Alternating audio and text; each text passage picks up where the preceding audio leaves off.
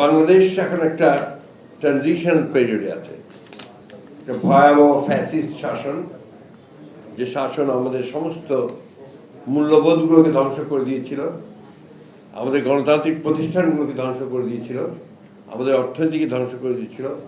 সেই ফ্যাসিস্ট শাসন থেকে বেরিয়ে এসে আমরা এখন একটা নির্বাচনের দিকে যাচ্ছি এবং নির্বাচনের পরে একটা নির্বাচিত সরকার, নির্বাচিত পার্লামেন্ট আমাদের দেশকে, আমাদের জাতিকে সঠিক পথে এগিয়ে নিয়ে যাবে, এই প্রত্যাশা আমরা সবাই করছি।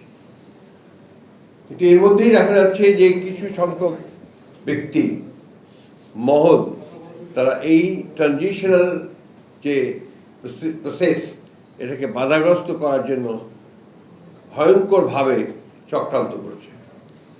এবং আমি আজকে আবারও এই চক্রান্তের ফলে, চক্রান্তের মাধ্যমে নিহত শহীদ হয়ে যাওয়া ওসমান হাদি, তার আত্মার মাগফিরাত কামনা করছি এবং পরম করুণা আল্লাহ তাআলার কাছে এই দোয়া চাইছি যে আল্লাহ তাআলা তাকে যেন বেহেশতে সর্বশ্রেষ্ঠ স্থানে নিয়ে যান। ইতিমধ্যে আপনারা দেখেছেন যে এই ট্রানজিশনাল পিরিয়ডে সরকারের ব্যর্থতার কারণে আইন শৃঙ্খলা পরিস্থিতির যথেষ্ট অবনতি হয়েছে। আমাদের প্রত্যাশা ছিল যে প্রফেসর ইউনূসের যে সরকার, সেই সরকার অন্তত এই কয়েকটা মাস তারা তাদের যোগ্যতার পরিচয় দেবেন এবং এফিসিয়েন্সির সঙ্গে দেশকে পরিচালনা করবেন। আমি ধন্যবাদ জানাই যে তারা তাদের কথা রেখেছেন, যে আপনার 26 ফেব্রুয়ারি মাসের 12 তারিখে নির্বাচনের ঘোষণা দিয়েছে এবং নির্বাচন কমিশন সেটাই করছেন।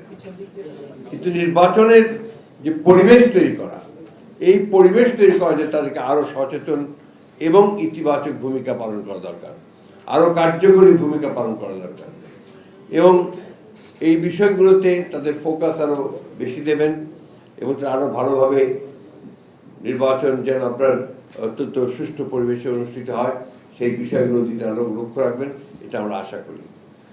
আমাদের যে কথাগুলো ইতিমধ্যে সালাউদ্দিন সাহেব বলেছেন, যে জমিয়তে উলামায়ে ইসলাম বাংলাদেশ এর সঙ্গে আমাদের যে আলোচনাগুলো হয়েছে সেটা শুনছেন। আমরা কিন্তু প্রথম থেকেই বাংলাদেশ বিএনপির জন্মলগ্ন থেকেই শহীদ প্রেসিডেন্ট জিয়াউর রহমান সাহেব, তিনি সংবিধানে বিসমিল্লাহির রহমানির রহিম প্রথম তিনি সন্নিবিষ্ট করেছিলেন এবং আল্লাহর উপর অবিচল আস্থা বিশ্বাস এই কথা দেওয়া হয়েছিল। কিন্তু হাসিনার এই সরকার আপনার সেটাকে বাতিল করে দিয়ে নতুনভাবে কোনো 15th অ্যামেন্ডমেন্ট না, 15th অ্যামেন্ডমেন্ট দিয়ে সবগুলোকে পরিবর্তন করে দিয়েছিল, যেটা আবার এখন পরিবর্তিত হয়েছে এবং আমাদের সেই বিষয়গুলো আবার সামনে এসছে। আমরা ইতিমধ্যে কমিটেড যে আমরা যে 15th অ্যামেন্ডমেন্ট আমাদের যে কনস্টিটিউশনের যে বিধানগুলো ছিল সেগুলোকে আমরা অবশ্যই আমরা আমাদের সামনের দিনে আমরা গণতান্ত্রিক বিধানগুলোকে বাদ দিয়ে গণতান্ত্রিক বিধানগুলোকে আমরা সামনের দিকে নিয়ে আসবো।